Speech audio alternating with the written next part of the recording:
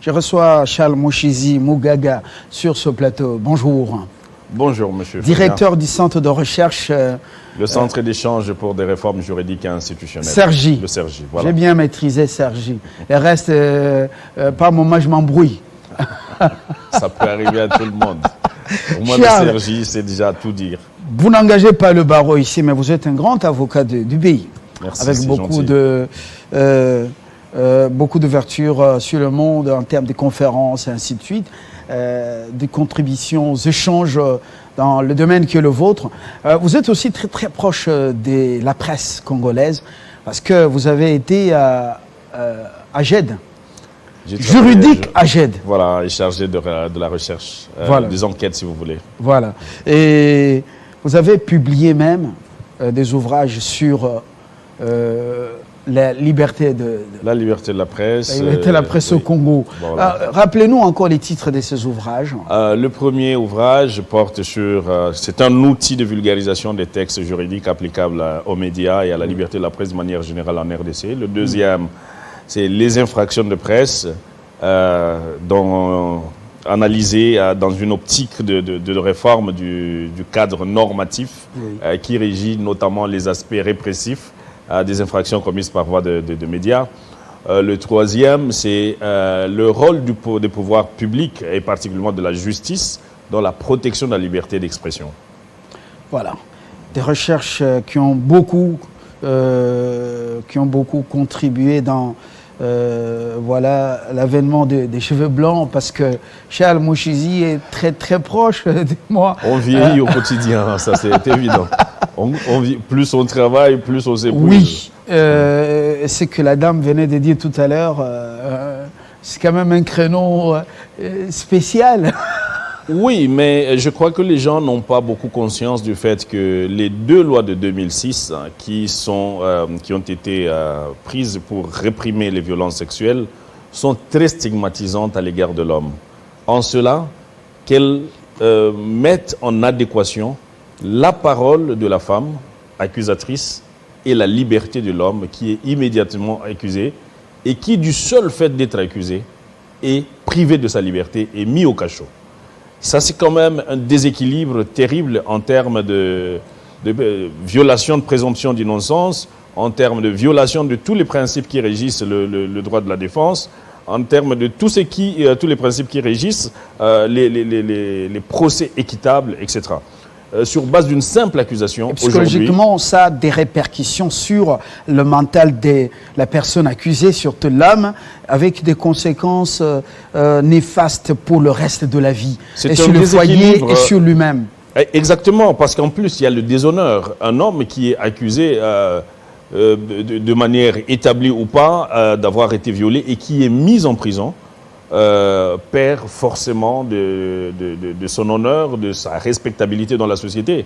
Et donc, il ne faut pas prendre à la légère la liberté des individus pour l'exposer à une destruction sur simple accusation d'une femme, d'une fille qui arguerait avoir été abusée. Ce qui n'est jamais d'ailleurs avéré dans beaucoup de cas. Et il y a des jugements malheureusement tout à fait bidons qui sont sortis où le juge statue dans le doute le plus total de l'âge de la prétendue victime et dans le doute le plus total sur la réalité de fait. Je donne un exemple. Un juge d'Ndjili a déjà condamné un homme pour viol d'une fille qui avait déclaré un âge à la police, qui avait déclaré un âge différent au parquet et qui avait déclaré un âge différent devant lui-même le juge. Devant la police, l'enfant avait 16 ans, devant le parquet, l'enfant avait 18 ans et devant le tribunal, l'enfant avait 15 ans. Cas de doute, sans de véritables traces à l'état civil, parce que tout est un papier et par moments c'est brûlé, ou par moments c'est recomposé. Bon. C'est un déséquilibre qu'il faut très rapidement corriger si nous voulons fonder notre société sur un principe de justice et de droit, parce que la parole de l'accusateur ne peut pas être suffisante pour que l'accusé soit condamné immédiatement. Nous fermons cette parenthèse mort d'âme parce que le sujet valait la peine d'être continué. Absolument, il est très actuel même. Oui. Nous allons parler de la liberté de la presse. Charles Mouchizi,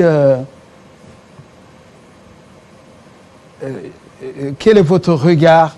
Nous sommes dans un pays qui se veut un état de droit. Et est-ce qu'il y a eu évolution positive dans ce domaine, en cette matière, par rapport à d'où nous venons? Est-ce que vous pouvez vous réjouir d'appartenir à cette nation avec une presse qui fait son boulot de manière libre? Aujourd'hui, en tout cas, depuis autour d'une année, j'ai la nette impression qu'il y a une ferme volonté politique et sociétale de modifier les choses, de mettre en route des réformes qui puissent être capables de baliser un nouvel ère d'un exercice de liberté de la presse, non pas contrôlé, mais tout de même encadré, mais beaucoup plus libre que celle des années que nous venons de dépasser. Je donne pour exemple le fait que la loi qui a été longtemps décriée, la loi de 96, est en cours de modification grâce à l'initiative du ministre de la Communication et Médias, qui s'est investi particulièrement pour obtenir notamment une sorte de dépénalisation, bien qu'elle ne s'appelle pas comme cela dans le texte, mais c'en est une totalement, mais aussi qui tient à faire de la presse, et en tout cas des organes des médias, des entreprises, des vecteurs de création de richesses et des emplois stables et durables. Ça, c'est une vision de longue durée et qu'il faut absolument relever au titre d'éloge à l'égard du ministre. Je note aussi que le texte qui porte le statut des journalistes est aussi en cours de modification.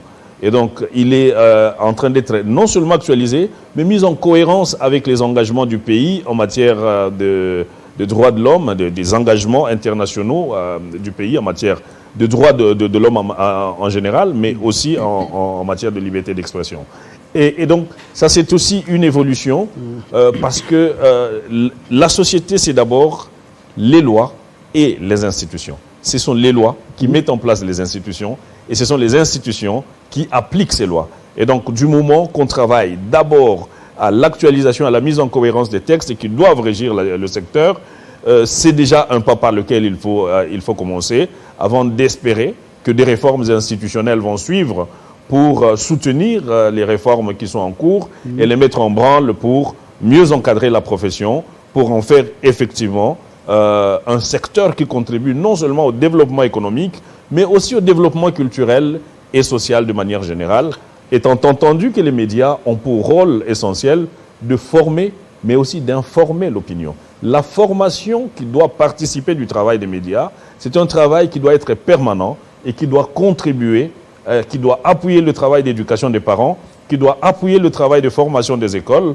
qui doit appuyer les programmes de civisme du gouvernement. Charles Mouchizi, vous êtes parmi ceux qui avaient apporté une contribution des tailles. On a eu des ateliers justement. Bon, voilà, aux lois en modification concernant l'exercice de notre profession. Au Congo-Kinshasa, beaucoup de choses ont changé. Caméraman, réalisateur, opérateur, preneur des sons, preneur de vues, que sais-je encore. Tous ces maillots de la chaîne, nous faisons partie de ce qu'on appelle aujourd'hui professionnels des médias. On ne fait plus un distinguo discriminatoire.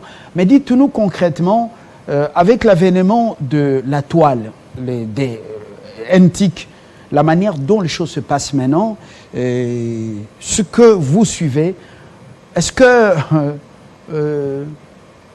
nous sommes permis, nous sommes permis de tout faire au nom de la liberté de la presse? Je crois que c'est là un des points, en tout cas l'un des plusieurs points qui sont pris en charge très sérieusement par la réforme en cours. du moment que cette réforme, en tout cas pour ce qui est de la modification de la loi de 96, définit très clairement les corps des métiers qui œuvrent dans le domaine des médias. Et donc la définition claire des corps des métiers annonce, en tout cas, se positionne comme un premier pas pour la définition des job descriptions au sein des médias et donc sur lesquels doivent s'adosser tous les processus de contractualisation.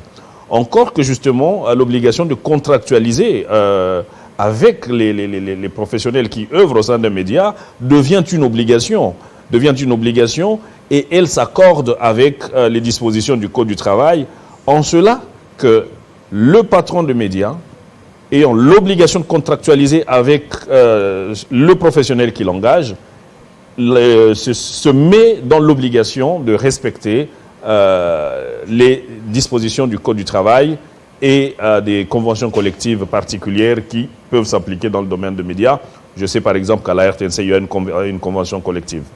Donc là, c'est déjà un point qui est résolu pour éviter le désordre, parce que les qualifications scientifiques, ou en tout cas techniques à la base, doivent présider à la sélection du personnel qui s'inscrit dans le corps des métiers particuliers.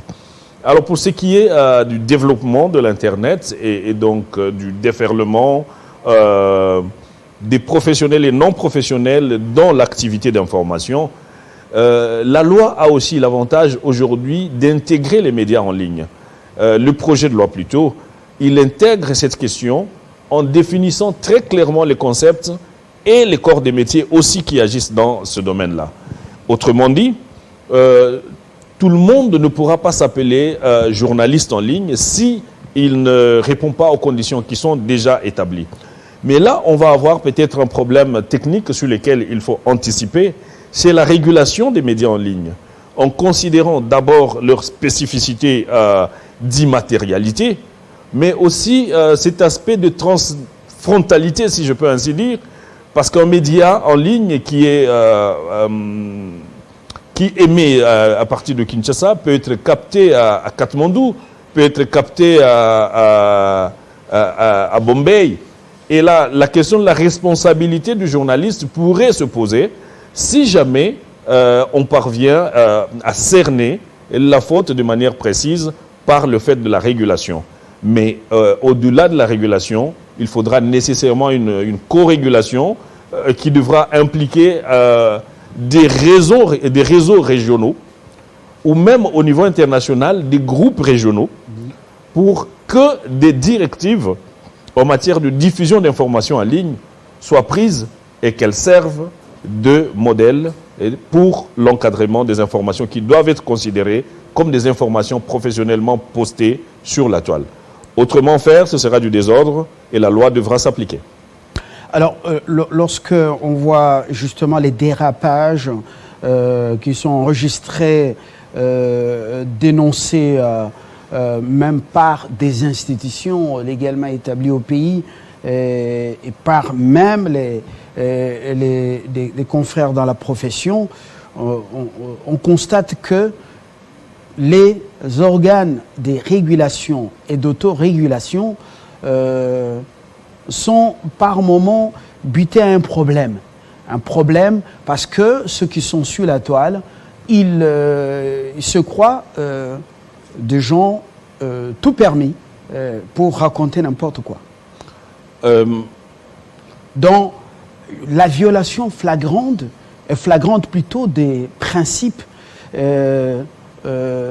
qui régissent justement la profession. Je suis tout à fait d'accord avec vous et c'est à plusieurs reprises qu'on a vu les prétendus professionnels des médias s'en prendre particulièrement à des individus, à la personne du chef de l'État ou d'un ministre, etc. Moi, tout en vantant en tout cas l'élan réformiste de l'actuel ministre de la Communication et des Médias, je voudrais rappeler ici que le gouvernement doit être uni par l'action. Et donc, lorsqu'une telle réforme est mise en route, les autres ministres sectoriels, en tout cas les autres ministériels, les autres administrations ministérielles qui interviennent d'une manière ou d'une autre dans les secteurs, doivent pouvoir emboîter le pas pour qu'on n'ait pas des réformes, j'allais dire, parcellaires, Il faut qu'on ait des réformes holistiques qui puissent être capables de résoudre les problèmes de manière globale. De quoi je parle? Aujourd'hui, le ministre des Médias et de la Communication a le mérite d'intégrer un certain nombre de dispositions du Code du travail et des conventions collectives dans la loi qui va intervenir. Et ça, c'est déjà une grande avancée. C'est une mise en cohérence des textes et même des efforts au niveau gouvernemental pour assainir le secteur et faire vraiment que ce soit un secteur de développement. Mais ça aurait été intéressant qu'il y ait des aspects fiscaux, en tout cas du domaine économique, qui suivent. Mais beaucoup plus encore, parce que la justice est le dénominateur commun de tous les citoyens. C'est l'organe qui rétablit tous les déséquilibres.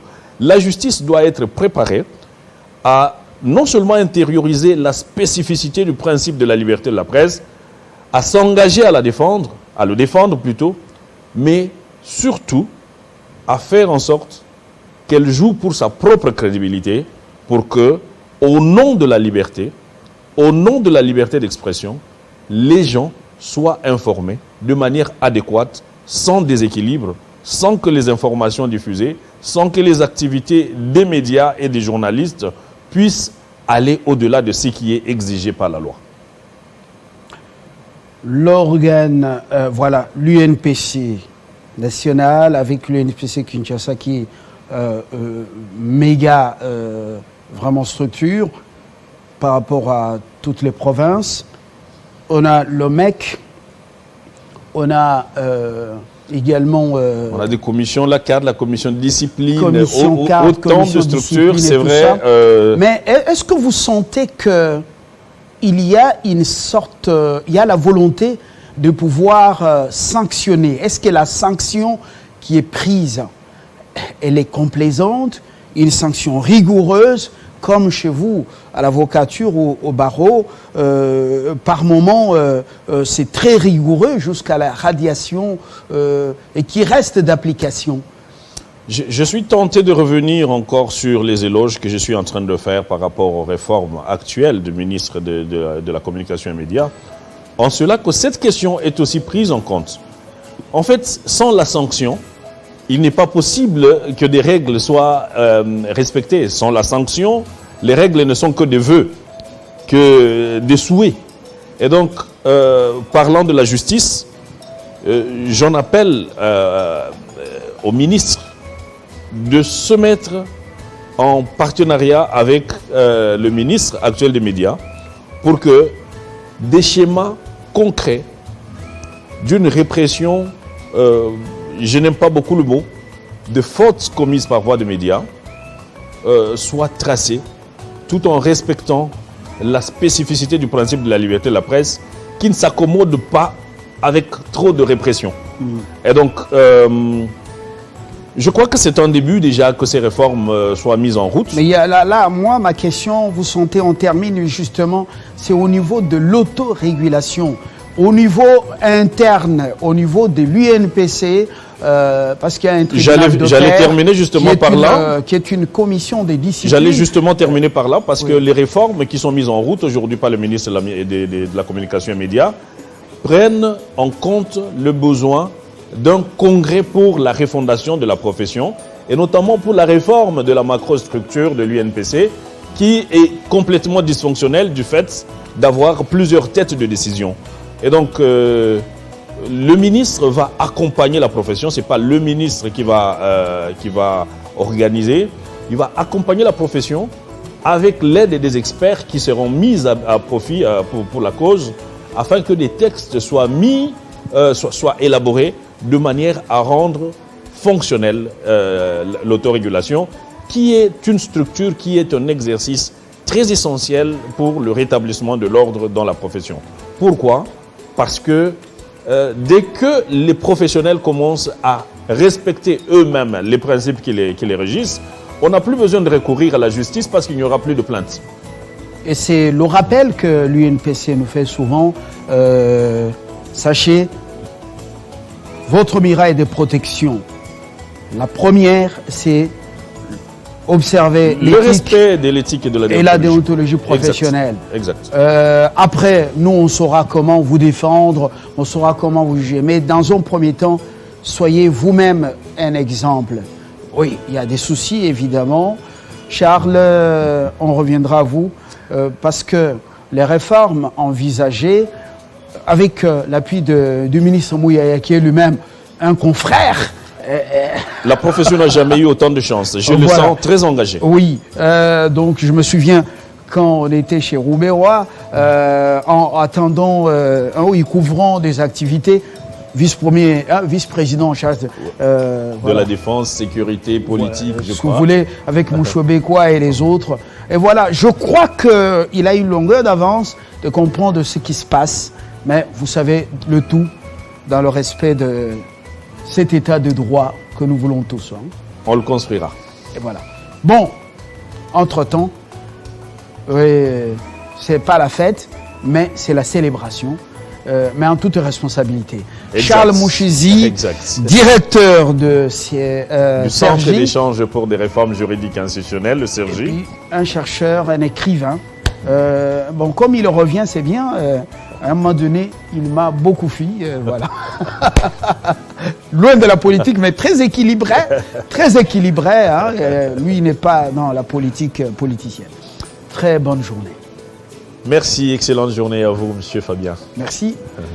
Et c'est le temps pour nous de vous dire au revoir, avec espoir de vous retrouver lundi et mardi prochain. Certainement. Voilà. Certainement. Avec le même plaisir.